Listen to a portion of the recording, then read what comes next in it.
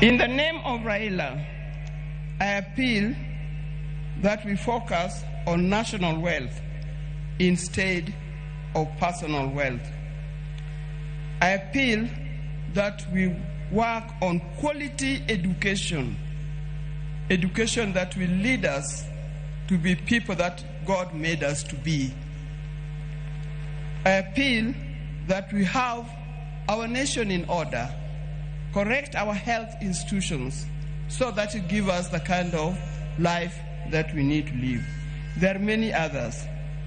Dear Kenyans, today I surrender Raila to friends, family, and patriots who went ahead of him. I surrender Raila to eternity, and I surrender Raila to all the ages. I know he's comfortable where he is. I know he deserves to be in the company where he is. And I pray that when my time comes, I'll join him there in heaven realms.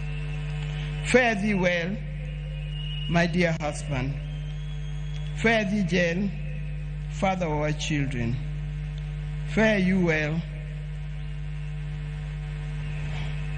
the friends of many. If you were to start again, I would be there with you. Thank you, and may God bless you all for being here.